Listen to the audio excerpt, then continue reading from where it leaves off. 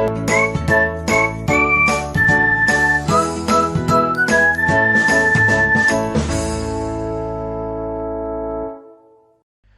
Guys, welcome to Tutor Call. हम JEE mains का solution देख रहे हैं 8 जनवरी शिफ्ट 2020 का। हम इसमें मैथ्स का सेक्शन देखेंगे। हम पिछले वीडियो में 5th क्वेश्चन तक सॉल्व कर चुके हैं, तो इस वीडियो में हम आगे कंटिन्यू करेंगे। ठीक है, तो हम ये क्वेश्चन देखते हैं। हमें क्वेश्चन में क्या बोला है कि let S be a set of functions from f equal to 0 to 1 to r, और मुझे क्या बोला है which are continuous on 0 to 1 and differentiable on 0 to 1. Then for every function of x there exists c depending on a f such that मुझे 4 condition दी है, मुझे बताना है कौन सा कंडीशन इसमें ट्रू है। ठीक है, तो आप लाग्रांजेस मीन वैल्यू थ्योरम से फेमिलियर होंगे। ये मुझे क्या बोलता है कि अगर एक कोई फंक्शन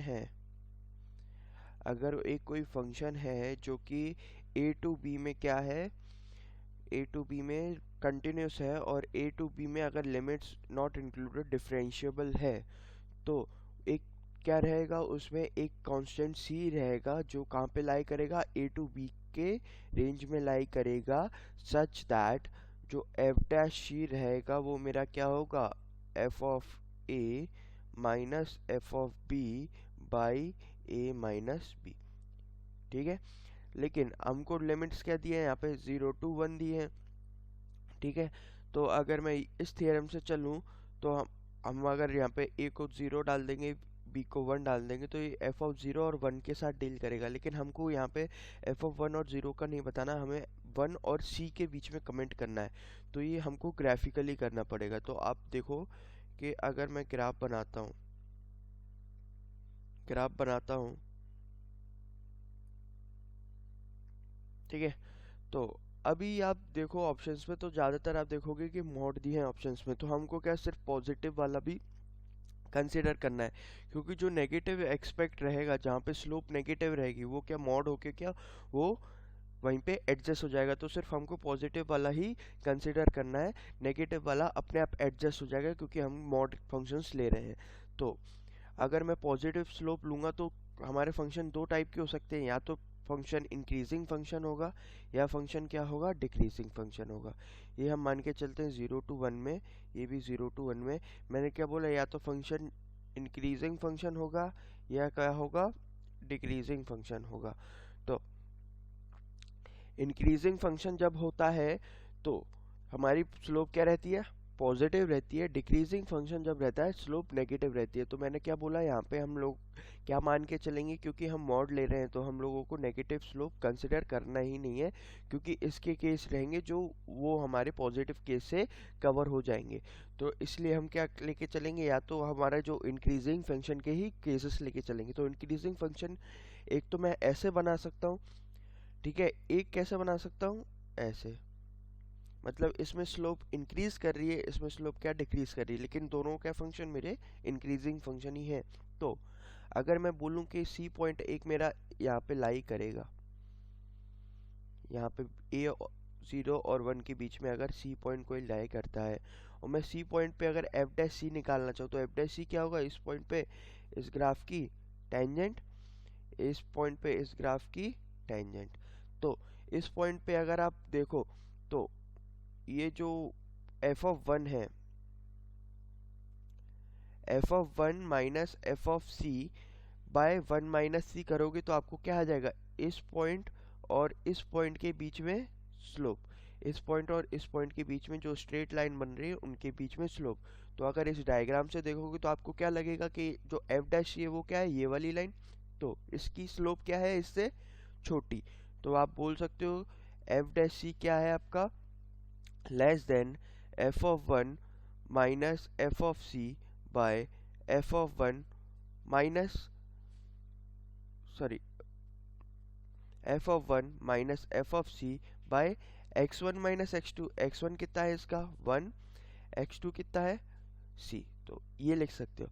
वही चीज़ आप अगर आप इस डायग्राम में देखोगे, इस डायग्राम में क्या देखोगे, आपका टेंजेंट स्लोप ये है, और मैं अगर पॉइंट्स बोलूँ, ये मेरा एफ ऑफ सी का पॉइंट है, ये पॉइंट कौन सा है, एफ ऑफ वन का। तो अगर इन दोनों के बीच में अगर स्ट्रेट लाइन बनाऊंगा तो उसकी स्लोप क्या आएगी, इससे छोटी।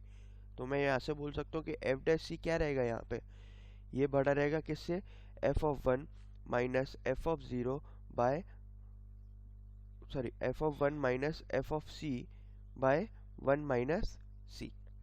ठीक है, तो यहाँ से मैं क्या बोल सकता हूँ, यहाँ से अगर मैं दोनों साइड मॉड ले रहा हूँ, मैंने आपसे क्या बोला था कि हम अगर मॉड लेंगे तो जो चीज़ नेगेटिव अगर स्लोप होगा वो क्या वहीं पे वो केस कवर कर लेगा। तो यहाँ पे हर चीज़ का हम क्या कर देते हैं, मॉड कर देते हैं। स्लोप जो भी ले रहे हैं हम उसको मॉड बोल देते हैं। तो यहाँ से मैं क्या बोल सकता हूँ, यहाँ से मैं ये बोल सकता हूँ कि one minus C into F dash C, ये क्या है, एक केस आएगा आपका F of one minus F of C का, है ना। और एक और केस क्या आएगा आपका, यहाँ से एक और केस आएगा F dash C mod into one minus C, ये क्या आएगा, greater than F of one minus F of C. एक केस आपका ये आएगा। ठीक है, तो मॉड के अंदर F of one minus F of C है, तो इसको मैं ऐसा भी लिख सकता हूँ, F of C minus F of one. फर्क पड़ेगा, नहीं पड़ेगा, क्यों, क्योंकि मॉड के अंदर है तो इसलिए फर्क नहीं पड़ेगा। यहाँ पे भी उसको ऐसे ही बोल सकते हो, एफ डैश सी है इंटू वन माइनस सी, इसको ग्रेटर देन क्या बोल सकता हूँ, F of C minus F of one. ठीक है, अब आपके ऑप्शंस देखो, ऑप्शंस में क्या दिया है, ये दोनों केसेस हो सकते हैं, लेकिन हमको सिर्फ ऑप्शन में सिर्फ ये ऑप्शन दिया हुआ है। तो जब भी मेंस के ऑप्शंस दिए रहते हैं तो हम जो क्लोजेस्ट ऑप्शन रहेगा आंसर के वो लेंगे। इसमें हमको दो ऑप्शंस हो सकते हैं, लेकिन हमको क्या एक ही ऑप्शन अवेलेबल है ऑप्शंस में, तो हम क्या लेंगे आंसर इस केस में, ऑप्शन नंबर वन। तो हमारा आंसर क्या हो जाएगा, ऑप्शन नंबर वन। क्लियर है, ठीक। नेक्स्ट क्वेश्चन देखते हैं, हमें नेक्स्ट क्वेश्चन क्या बोला है, which of the following statements is a tautology. Tautology मतलब ये जो भी वो स्टेटमेंट है वो हमेशा ट्रू रहे। तो इसमें हम देखेंगे कि कौन सा स्टेटमेंट है, तो हम क्या करेंगे, अलग अलग पी और क्यू के केसेस लेंगे, उससे जो हमारा आएगा वो हम चेक करेंगे। तो हमको चारों ऑप्शन चेक करने पड़ेंगे। तो यहाँ पे हम पहला ऑप्शन चेक करते हैं पहले। तो इधर पी मान लेते हैं, इधर क्यू मान लेते हैं। ये पी और क्यू का हो गया। ये नॉट क्यू के भी केसेस है तो नॉट क्यू भी ले लेते हैं। ठीक है, और अब देखो पहला ऑप्शन क्या है हमारे, पहला ऑप्शन में मुझे पी को मैं मान लेता हूँ पहले true false false true true true और फॉल्स फॉल्स। ठीक है, ये चार केस पॉसिबल रहते हैं। अब नॉट क्यू क्या होगा, इसका एग्जैक्ट अपोजिट, यानी कि ट्रू फॉल्स फॉल्स ट्रू। अब पहला ऑप्शन हम देख रहे हैं, पहले ऑप्शन में मुझे पहले क्या निकालना है, पी यूनियन नॉट क्यू, मतलब इन दोनों ऑप्शन के बीच में मुझे क्या निकालना है, यूनियन। तो P यूनियन नॉट क्यू कितना हो जाएगा, ट्रू और ट्रू के बीच में यूनियन लेंगे तो ट्रू होगा, फॉल्स और फॉल्स के बीच में यूनियन फॉल्स, ट्रू और फॉल्स के बीच में यूनियन ट्रू, फॉल्स और ट्रू के बीच में यूनियन ट्रू। ठीक है, अब सेकंड क्या निकालना है मुझे, P यूनियन क्यू निकालना है। सेकंड निकालना मुझे क्या, P यूनियन क्यू। तो P यूनियन क्यू क्या निकालना पड़ेंगे, इन दोनों के बीच में यूनियन। तो ट्रू फॉल्स के बीच में यूनियन कितना होगा, ट्रू फॉल्स ट्रू के बीच में ट्रू, ट्रू ट्रू के बीच में ट्रू, फॉल्स फॉल्स के बीच में फॉल्स। ठीक है, अब जो मुझे रिजल्ट है, ये इस चीज़ को रिजल्ट बोल देते हैं। तो जो रिजल्ट है मेरा वो क्या निकालना है मुझे, इस चीज़ का पहले मुझे नॉट निकालना है। तो पहले एक बार नॉट ले लेते हैं इसका, P यूनियन नॉट क्यू का मुझे नॉट निकालना है। तो यानी इसके वैल्यूज क्या कर दूंगा मैं, ऑपोजिट, यानी कि ट्रू का बन जाएगा फॉल्स, फॉल्स का बन जाएगा ट्रू, ट्रू का बन जाएगा फॉल्स, फिर ट्रू का फॉल्स। ठीक है, तो फाइनली जो रिजल्ट रहेगा वो क्या रहेगा, मुझे ये वाली चीज का जो मेरा रिजल्ट है वो क्या है, ये वाली चीज का कंडीशन ये वाली पे, मतलब ये पहले आएगा, इसका कंडीशन मुझे किस पे लेना है, इस पे लेना है। तो फॉल्स से अगर ट्रू का कंडीशन लूंगा तो वो क्या हो जाएगा मेरा, फॉल्स से ट्रू का कंडीशन लूंगा तो ट्रू, ट्रू से ट्रू का कंडीशन लूंगा तो क्या आ जाएगा ट्रू, फॉल्स से ट्रू का कंडीशन लूंगा तो क्या आ जाएगा ट्रू, और फॉल्स से फॉल्स का कंडीशन लूंगा तो क्या हो जाएगा वो ट्रू। तो ये क्या आ गया मेरे रिजल्ट, सारे पॉजिटिव। तो मेरा आंसर क्या होना चाहिए, आंसर तो वन होना चाहिए, लेकिन मुझे बाकी भी केसेस चेक करने पड़ेंगे। तो बाकी केस भी चेक कर लेते हैं। तो सेकेंड केस में मुझे क्या निकालना है, P यूनियन नॉट क्यू। तो P यूनियन नॉट Q देखेंगे हम, तो P यूनियन नॉट Q देखेंगे तो P है यहाँ पे है, नॉट Q ये है, इन दोनों के बीच में यूनियन इंटरसेक्शन देखेंगे तो क्या है, ट्रू और ट्रू के बीच में इंटरसेक्शन ट्रू, फॉल्स और फॉल्स के बीच में इंटरसेक्शन फॉल्स, ट्रू और फॉल्स के बीच में इंटरसेक्शन फॉल्स, और फॉल्स और ट्रू के बीच में इंटरसेक्शन फॉल्स। ठीक है, अब इसका अगर नॉट बोलूं मैं, इसका नॉट बोलूं तो P नॉट Q, इस चीज का नॉट यानी इस चीज के opposite values, false true true true. ठीक है, और मुझे क्या करना है फाइनली, रिजल्ट क्या है मेरा, रिजल्ट क्या है इस केस में, रिजल्ट क्या है, ये चीज की कंडीशन किस पे लगानी है मुझे, इस चीज पे P यूनियन Q पे, इस चीज की कंडीशन इस पे। तो यहाँ से क्या हो जाएगा, फॉल्स से ट्रू होगा तो ट्रू, ट्रू से ट्रू होगा तो ट्रू, ट्रू से ट्रू होगा तो ट्रू, लेकिन जब ट्रू से फॉल्स होता है तो कंडीशन क्या हो जाती है मेरी, फॉल्स। तो ये चीज क्या आ गया, टोटोलॉजी ये केस नहीं है। अब थर्ड केस देखते हैं हम, थर्ड केस हमें क्या दिया है, ये चीज not of P union Q मुझे कैसे निकालना है, P इंटरसेक्शन Q से। तो P इंटरसेक्शन Q निकाल लेते हैं पहले, P इंटरसेक्शन Q लेते हैं। तो P इंटरसेक्शन Q कितना रहेगा, इधर से देखो, ट्रू फॉल्स का इंटरसेक्शन फॉल्स, फॉल्स ट्रू का इंटरसेक्शन फॉल्स, ट्रू ट्रू का इंटरसेक्शन ट्रू, और फॉल्स फॉल्स का इंटरसेक्शन फॉल्स। ठीक है, तो मुझे क्या करना है, मुझे इस चीज का कंडीशन किस पे लेना है, इस पे। तो मैं बोल सकता हूँ रिजल्ट क्या रहेगा मेरा थर्ड का, इस चीज का इंटरसेक्शन मुझे वो कंडीशन किस पे लेना है, इस पे। तो फॉल्स फॉल्स का वो कंडीशन लूंगा, फॉल्स टू फॉल्स क्या होगा, ट्रू, ट्रू टू फॉल्स क्या होगा आपका, फॉल्स, और फॉल्स टू ट्रू ट्रू, और फॉल्स टू फॉल्स ट्रू। तो ये भी क्या है आपका, हर केस ट्रू नहीं आ रहा है, यानी ये भी टोटोलॉजी नहीं है। तो लास्ट केस देखते हैं, लास्ट केस क्या है हमको, लास्ट केस दिया P यूनियन नॉट Q, है ना। तो P यूनियन नॉट Q देखेंगे तो P यूनियन नॉट Q, तो ये हमारा यही केस रहेगा, P यूनियन नॉट Q, तो है ना, जो हम ऑलरेडी कर चुके। तो ये कितना रहेगा, ट्रू फॉल्स ट्रू ट्रू। ठीक है, और इसका कंडीशन किस पे लेना है मुझे, P इंटरसेक्शन Q। तो पहले ये लिख लेते हैं एक बार, मुझे क्या करना है, इसका ट्रू फॉल्स ट्रू ट्रू, ये क्या है मेरा P यूनियन नॉट Q। इसका कंडीशन किस पे लेना है मुझे, इसका कंडीशन लेना है मुझे P intersection Q। P intersection Q कितना आया था मेरा, P इंटरसेक्शन Q कितना आया था मेरा, फॉल्स फॉल्स ट्रू और फॉल्स। इसकी कंडीशन अगर इधर लेंगे तो रिजल्ट क्या आएगा मेरा, यहाँ से रिजल्ट क्या आएगा, ट्रू से फॉल्स कंडीशन जाती है तो फॉल्स हो जाता है, फॉल्स से फॉल्स जाता है तो ट्रू हो जाता है, ट्रू से ट्रू ट्रू, और ट्रू से फॉल्स ट्रू। तो हमारा केस क्या बनना था, सिर्फ पहली केस में सारे केसेस क्या बनते हैं, ट्रू बनने थे। तुम अगर टोटोलॉजी बोलूँ तो हमारा आंसर क्या रहेगा, फर्स्ट ऑप्शन। क्लियर है, में क्या बोला है, if the 10th term of a AP is 1/20, इस 20th term is 1/10 and the sum of first 200 terms is.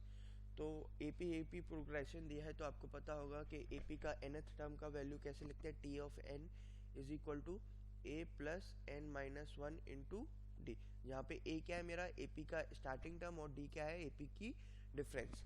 तो अगर मैं T ऑफ 10 बोलूँ जो कि मुझे 1/20 दिया है, तो वो कितना होगा, A प्लस 9D, इसको फर्स्ट इक्वेशन बोल दो।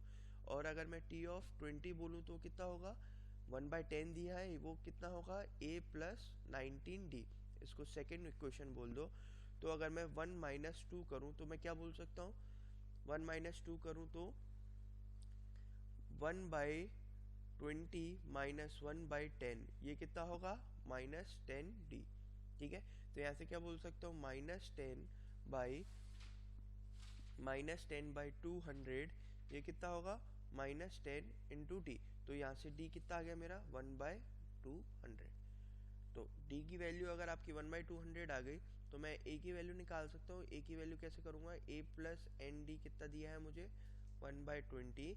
तो बोल सकता हूँ ए प्लस 9/200 मुझे कितना दिया हुआ है, 1/20 को 10/200 भी लिख सकता हूँ मैं। तो यहाँ से ए कितना आ गया मेरा, ए भी कितना आ गया, 1/200 ही आ गया। अब अगर सम ऑफ जीपी बोलूँ, सम ऑफ एन टर्म्स एपी में क्या होता है, n/2 2a plus n minus 1 D. तो मुझे सम ऑफ क्या चाहिए, फर्स्ट 200 टर्म्स। तो मैं क्या बोल दूंगा, इधर n की वैल्यू 200 डालूंगा, तो 200/2 इंटू 2 इंटू ए कितना है मेरा 200, तो 2a कितना होगा 1/100 प्लस n-1, तो 200 माइनस 1 कितना होगा 199, और d कितना है मेरा 200 ही है, तो इसको आप 2/200 ही रहने दो। तो इधर से क्या लिख सकते हो आप, इधर से आप 200/2 तो यहाँ पे आ ही गया, और ऊपर क्या बचेगा आपका 201/200, तो 200 और 200 ये कैंसिल हो जाएगा, तो सम आपका कितना आएगा, सम आएगा आपका 201/2। तो इसको फ्रैक्शन में लिखोगे तो क्या लिख सकते हो 100 और हाफ भी लिख सकते हो। तो आपका आंसर क्या रहेगा, यहाँ से सेकेंड ऑप्शन रहेगा। क्लियर है। फंक्शन में क्या बोला हमको, फिर फंक्शन है उसकी डोमेन दी है आपको 1 to 3, 1 और 3 नॉट इंक्लूडेड, और ये कहाँ से कहाँ जा रहे हैं आपके, ये एक रियल नंबर पे आपकी रेंज दी हुई है। फंक्शन आपको डिफाइन किया है, लेकिन फंक्शन में आपका एक फंक्शन एक्स्ट्रा है, वो क्या है आपका ग्रेटेस्ट इंटीजर फंक्शन भी आ रहा है। ग्रेटेस्ट इंटीजर फंक्शन क्या होता है कि जब अगर मैं ग्रेटेस्ट इंटीजर फंक्शन की बात करूं तो ये क्या देता है आपको, ये देता है जो भी इससे x से जो सबसे बड़ा इंटीजर है वो वैल्यू देता है। मतलब अगर सपोज x की वैल्यू आपकी, मैं बोल देता हूँ x की वैल्यू 7.2 है, तो ग्रेटेस्ट इंटीजर x निकालूंगा तो इसकी वैल्यू क्या देगा 7 पॉइंट से सबसे छोटा इंटीजर जो कि क्या है 7, 7.2 से मतलब सबसे बड़ा इंटीजर कौन सा है 7.2 के पहले, वो क्या है 7। अगर x मेरा -2.3 होता है तो इसमें मेरा ग्रेटेस्ट इंटीजर क्या देगा आपको -3, क्योंकि -2.3 में सबसे बड़ा इंटीजर कौन सा है जो कि -2.3 से छोटा है, वो क्या है -3। तो अगर ये फंक्शन मुझे जो दिया है, मुझे फंक्शन क्या दिया है यहाँ से f of x equal to x into greatest integer of x upon 1 plus x square. ठीक है, तो x मेरी कहाँ से कहाँ लाई कर रहा है, x मेरा 1 से 3 के बीच में लाई कर रहा है, 1 और 3 इंक्लूडेड नहीं है। तो मैं बोल सकता हूँ कि पहला केस मैं लेता हूँ कि x क्या है, केस 1 में x को मैं बोल देता हूँ 1 और 2 से छोटा है, 1 से बड़ा है और 2 से छोटा है।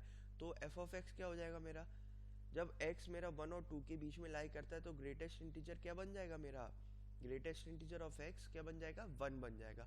अब कोई भी वैल्यू डाल के देखो, 2 से थोड़ा सा छोटा डाल दो 1.99 डाल दो, तो ग्रेटेस्ट इंटीजर क्या हो जाएगा 1.99 से छोटा सबसे बड़ा इंटीजर क्या हो जाएगा 1, और 1.22 डाल दो तो भी क्या हो जाएगा 1। तो आपका यहाँ पे ग्रेटेस्ट इंटीजर की वैल्यू कितनी हो जाएगी 1। तो मैं क्या लिख सकता हूँ एफ ऑफ एक्स कितना होगा x into 1 upon 1 plus x square, यानी कि x by 1 plus x square. ठीक है, अगर x मेरा 2 से बराबर या फिर 3 से छोटा है तब f ऑफ x क्या होगा, इस केस में हमारी ग्रेटेस्ट इंटीजर की वैल्यू कितनी बन जाएगी 2, और नीचे क्या आएगा 1 प्लस एक्स स्क्वायर। तो यहाँ से f ऑफ x की वैल्यू लिख सकता हूँ 2x bye 1 plus x square. ठीक है, अभी हमको फाइंड क्या करना था, हमको रेंज ऑफ फंक्शन f की रेंज हमको डिफाइन करनी है। तो जब मैं 1 से 2 में डाल रहा हूँ तो इसकी रेंज क्या होगी पहले तो 1 से 2 में डाल रहा हूँ तो इसकी रेंज क्या होगी, पहले तो वो कैसे पता करेंगे कि अगर ये इंक्रीजिंग फंक्शन है कि डिक्रीजिंग फंक्शन है या चेंज हो रहा है, पहले तो हम ये पता कर लेते हैं। ठीक है, तो अगर इस फंक्शन को देखो तो f डैश एक्स कितना रहेगा, इसका f डैश एक्स कितना रहेगा, इधर इसका डिफ्रेंशिएशन करेंगे तो 1 इंटू 1 प्लस एक्स स्क्वायर, इसका डिफ्रेंशिएशन करेंगे तो -2x आएगा, और into x upon 1 plus x square का होल स्क्वायर, यानी कि आप इस इधर देखोगे तो ये कितना हो जाएगा 1 minus x square by 1 plus x square का होल स्क्वायर। क्लियर है तो देखो ये चीज़ का फंक्शन आप चेक करोगे तो कि क्या आएगा, ये चीज़ आएगा कि -1 to 1 ये क्या है पॉजिटिव है, और 1 से जब आगे जाता है x तो ये क्या होगा नेगेटिव, ये क्या रहेगा ऑलवेज नेगेटिव। तो 1 से 2 की रेंज में ये फंक्शन क्या है नेगेटिव, मतलब स्लोप मेरी हमेशा क्या है नेगेटिव है, स्लोप नेगेटिव है, यानी फंक्शन क्या है डिक्रीजिंग, फंक्शन क्या है आपका डिक्रीजिंग, फंक्शन डिक्रीजिंग है, यानी इस पे अगर टू पे वैल्यू डिक्रीजिंग फंक्शन यानी क्या बोल सकता हूँ, वन पे इसकी मैक्सिमम वैल्यू आएगी और टू पे क्या आएगी, मिनिमम। तो मैं क्या बोल सकता हूँ, जब वन से एक्स के टू के बीच में है तो फंक्शन का वैल्यू क्या रहेगा ग्रेटेस्ट वैल्यू क्या रहेगी फंक्शन की, क्योंकि ये डिक्रीजिंग फंक्शन है तो ग्रेटेस्ट वैल्यू कहाँ पे आएगी, एफ ऑफ वन पे, और स्मॉलेस्ट वैल्यू कहाँ पे आएगी इसकी, एफ ऑफ टू पे। तो मैं यहाँ से क्या बोल सकता हूँ, फंक्शन का एफ ऑफ वन कितना है, एफ ऑफ वन डालेंगे तो इसमें एक्स वन डाल देंगे तो कितना हो जाएगा, वन बाई टू, और अपन जब एक्स ऑफ टू डाल देंगे इसमें तो ये कितना बन जाएगा, two by one plus five यानी टू बाई फाइव। तो एफ ऑफ एक्स कहाँ से कहा जाएगा आपका, टू बाई फाइव से वन बाई टू। क्लियर है, ये कहाँ से कहा जाएगा, टू बाई फाइव से वन बाई टू। अब जब हम इस केस की बात करें तो इस केस में भी सिमिलरली मैं बोल सकता हूँ कि ये डिक्रीजिंग है फंक्शन, तो ये फंक्शन भी क्या रहेगा, डिक्रीजिंग ही रहेगा, क्योंकि सिमिलर फंक्शन है, बस एक कांस्टेंट ही तो मल्टीप्लाइड है। तो लेकिन वो कांस्टेंट क्या है, पॉजिटिव। तो अगर ये डिक्रीजिंग है तो ये फंक्शन भी क्या रहेगा आपका, डिक्रीजिंग ही रहेगा। तो मैं सिमिलरली बोल सकता हूँ कि जब x मेरा टू से इक्वल एंड ग्रेटर देन है और थ्री से छोटा है तो मैं एफ ऑफ एक्स की रेंज क्या बोल सकता हूँ, इसका सबसे छोटा वैल्यू कहाँ पे आएगा, एफ ऑफ थ्री पे आएगा, और बड़ा वैल्यू कहाँ पे आएगा, एफ ऑफ टू पे रहेगा। यहाँ पे इक्वल टू साइन इसलिए क्योंकि टू की वैल्यू हो सकती है। तो यहाँ से क्या बोल सकता हूँ, एफ ऑफ एक्स की रेंज क्या आएगी मेरी, एफ ऑफ एक्स की रेंज क्या आएगी, एफ ऑफ टू डालेंगे तो टू बाई फाइव आएगा, और जब मैं एफ ऑफ थ्री डालेंगे तो एफ ऑफ थ्री की वैल्यू कितनी होगी फंक्शन में, यहाँ पे एफ ऑफ टू डालोगे तो ये वाला फंक्शन देखना पड़ेगा ना कि ये वाला। एफ ऑफ टू डालेंगे तो हमारी वैल्यू आएगी फोर बाई फाइव, क्योंकि two into two four upon one plus four five, तो ये हो जाएगी फोर बाई फाइव। और जब मैं इसमें वैल्यू थ्री डालूंगा तो कितना हो जाएगा, थ्री स्क्वायर कितना हो जाएगा, nine plus one ten, two by ten one by five into three यानी थ्री बाई फाइव, तो ये कितना हो जाएगा आपका थ्री बाई फाइव। क्लियर है, तो यहाँ से क्या बोल सकता हूँ कि एफ ऑफ एक्स की रेंज कितनी आ गई, एफ ऑफ एक्स की रेंज कितनी आ गई, ऊपर जो है मेरा एफ ऑफ एक्स की रेंज कितनी आ गई, ऊपर जो है मेरा, ऊपर कहाँ से कहाँ तक जा रहा है, ये टू बाई फाइव से, टू बाई फाइव क्या है, इंक्लूडेड नहीं है, कहाँ से कहाँ जा रहा है, वन बाई टू तक, दोनों इंक्लूडेड नहीं है, यूनियन। ये यहाँ से कहाँ तक जा रहा है, थ्री बाई फाइव से फोर बाई फाइव, लेकिन फोर बाई फाइव क्या है आपका, इक्वल टू यानी इंक्लूडेड है। तो यहाँ पे कौन सा ब्रैकेट डाल दूंगा मैं, स्क्वायर ब्रैकेट। तो आपके एफ ऑफ एक्स की रेंज क्या आ गई, ये कौन सा ऑप्शन मैच कर रहा है इसमें, आपका डी ऑप्शन। तो आंसर कौन सा हो जाएगा आपका, फोर्थ ऑप्शन। क्लियर है, क्वेश्चन में हमको क्या बोला है, the system of linear equations, मतलब तीन लीनियर इक्वेशंस दिए हैं। अब इसमें मुझे अलग अलग चीज़ें बतानी है, क्या उसमें यूनिक सॉल्यूशन होगा, इन्फिनिट मैली सॉल्यूशन होगा, या नो सॉल्यूशन होगा, अलग अलग लैम्डा की वैल्यू पे। तो कैसे करेंगे ये, आप पहले इसमें क्या बना लो, एक इस चीज़ की आइडेंटिटी मैट्रिक्स, जो हमारी लीनियर इक्वेशंस का सिस्टम रहेगा उसके लिए अगर आप जो मैट्रिक्स बनाओगे तो वो कितना रहेगा, कोफिशिएंट मैट्रिक्स कितनी रहेगी, इसका x के आगे का कोफिशिएंट x टू टू, इसके आगे का कोफिशिएंट कितना होगा आपका टू लैम्डा, इसके आगे का कोफिशिएंट थ्री, इसके आगे का कोफिशिएंट फाइव, इधर फोर, इधर लैम्डा, इधर सिक्स। ठीक है, तो इसको आप क्या करो, इसको कोएफिशिएंट मैट्रिक्स जो आपने बना ली, अगर आपको नो सॉल्यूशन चेक करने, सबसे पहले नो सॉल्यूशन का केस देखते हैं। नो सॉल्यूशन कब होता है, जब ये जो मेरी आइडेंटिटी मैट्रिक्स है, ये जो मेरी कोएफिशिएंट मैट्रिक्स है, ये जो कोएफिशिएंट मैट्रिक्स है, अगर इसका determinant not equal to zero हो, नॉट इक्वल टू जीरो, तब क्या आता है मेरे, नो सॉल्यूशन। तब क्या आता है मेरा, नो सॉल्यूशन। इसे मैंने गलती कर दी, क्या मैंने नो सॉल्यूशन बोल दिया, नो सॉल्यूशन नहीं, जब डिटर्मिनेंट का value not equal to zero होता है तो हमारा क्या आता है, यूनिक सॉल्यूशन, यानी कि सिंगल सॉल्यूशन। केस में बोल रहा हूँ कि जब हमारा यूनिक सॉल्यूशन कब आएगा, जब इस कोएफिशिएंट का डिटर्मिनेंट क्या हो, नॉट इक्वल टू जीरो। तो इस चीज़ का डिटर्मिनेंट फाइंड करने की कोशिश करते हैं। अगर मैं डिटर्मिनेंट फाइंड करने की बोलूँ कि lambda two two, two lambda three five, four lambda six, इसका डिटरमिनेंट कैसे फाइंड करेंगे, पहले लैम्डा ले लिया, इधर बचेगा क्या, six into three 18 minus five lambda, अब इधर लेंगे तो हम क्या करेंगे, -2 कर देंगे, बचेगा क्या, 2 लैम्डा इंटू 6 12 लैम्डा, -4 इंटू 5 20 -20, और इधर क्या रहेगा, +2 आएगा इधर, तो इधर क्या होगा 2 लैम्डा स्क्वायर -12। तो यहाँ से क्या लिख सकता हूँ, यहाँ से लिख सकता हूँ, ये हो जाएगा आपका 18 लैम्डा, ये कितना बचेगा -5 लैम्डा स्क्वायर, ये कितना हो जाएगा आपका -24 लैम्डा प्लस 40, इधर से +4 लैम्डा स्क्वायर -24। तो यहाँ से क्या बोल सकता हूँ, -5 + 4 तो माइनस लैम्डा स्क्वायर, -24 + 18 यानी कि -8 लैम्डा, और इधर कितना रहेगा 840 40 -24 यानी कि +16, हमारा माइनस लैम्डा स्क्वायर -8 सॉरी 8 नहीं रहेगा, ये 18 -24 ये हो जाएगा 6, ये कितना हो जाएगा 6। तो ये होगा हमारा माइनस लैम्डा स्क्वायर, यहाँ से बचेगा, और जब 18 लैम्डा -24 करेंगे तो कितना होगा हमारा -6 लैम्डा प्लस 40 -24 जो कि कितना हो जाएगा 16, ठीक है। और यहाँ पे क्या रहेगा, ये हमारा इस चीज़ को फर्दर सिंप्लीफाई करना है, ठीक है। इस चीज़ के हम अगर रूट्स निकालने की कोशिश करें तो माइनस कॉमन ले लो, तो लैम्डा स्क्वायर प्लस 6 लैम्डा -16 लिख सकता हूँ। तो ये क्वाड्रेटिक इक्वेशन बन गई। इसके देखो रूट्स आपको क्लियर दिख रहे होंगे, इसको क्या लिख सकता हूँ, lambda square plus 8 lambda -2 lambda लिख सकते हो, यानी क्या हो जाएगा ये लैम्डा प्लस 8 इंटू लैम्डा -2।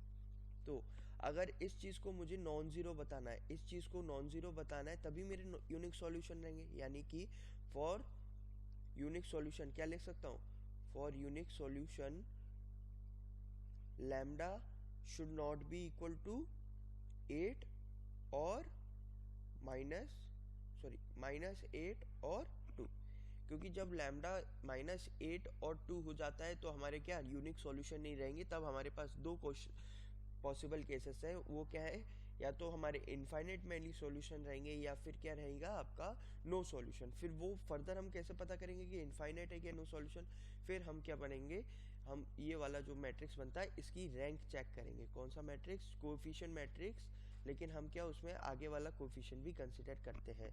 तो जो ये वाला मैट्रिक्स बनेगा वो हमारा ऐसा बनेगा 4 लैम्डा 6, और यहाँ पे क्या कर दूंगा मैं, ये आगे वाले कोएफिशिएंट भी जोड़ दूंगा 5 8 10। तो अब हम कैसे चेक करेंगे फर्दर, अगर ये लैम्डा मेरा 0 बन रहा है, अगर इधर से यानी लैम्डा मेरा -8 या 2 होता तो डिटर्मिनेंट क्या 0 बनता, तो उस केस में हमारे पास क्या दो सॉल्यूशन होते, क्या रहते, इनफाइनाइट मैनी, और क्या होता है हमारा नो सॉल्यूशन।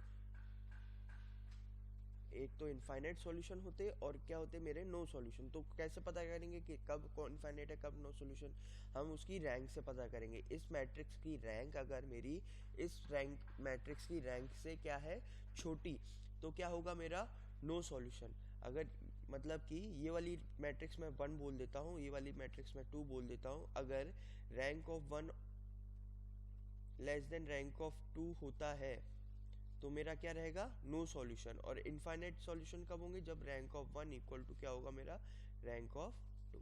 क्लियर है अभी, लेकिन हमको ये फाइंड करने की जरूरत नहीं क्योंकि हमारा आंसर यहीं से आ जाएगा। देखो यूनिक सॉल्यूशन के लिए क्या बोला था मुझे, लैम्डा क्या -8 और 2 नहीं होना चाहिए। तो यहाँ पे हमको ऑप्शन क्या दिया, एक यूनिक सॉल्यूशन कब दिया, लैम्डा इक्वल टू -8 पे। तो ये ऑप्शन क्या हो जाएगा मेरा गलत हो जाएगा, क्योंकि लैम्डा इक्वल टू -8 पे क्या होगा उस पर यूनिक सॉल्यूशन नहीं होना चाहिए। तो ये ऑप्शन मेरा गलत है।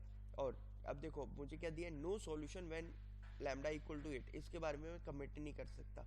अभी लास्ट क्वेश्चन देखो, no solution when lambda equal to 2, जब लैम्डा 2 है तो नो सॉल्यूशन मेरा हो सकता है कि नहीं हो सकता, जब लैम्डा मेरा 2 है तो न्यू सॉल्यूशन हो सकता है कि नहीं हो सकता है। मेरे लैम्डा इक्वल टू 2 पे इनफाइनाइट मैनी सॉल्यूशन भी हो सकता है और नो सॉल्यूशन भी हो सकता है। तो ये कैसे चेक करूंगा मैं, ये चेक करूंगा मैं इस मैट्रिक्स की रैंक की वजह से। तो वो कैसे करेंगे हम, लैम्डा इक्वल टू 2 पे ये मैट्रिक्स की रैंक क्या है 0 नहीं है, लैम्डा इक्वल टू 2 पे ये मैट्रिक्स की रैंक 0 नहीं है। तो फिर अब अगर हमको अब हमको अब अगर फाइंड करना है तो हमको मैट्रिक्स की हेल्प लेनी पड़ेगी। ये मैट्रिक्स में अगर मैं लैम्डा इक्वल टू 2 डाल दूं, ये मैट्रिक्स में लैम्डा इक्वल टू 2 डाल दूं,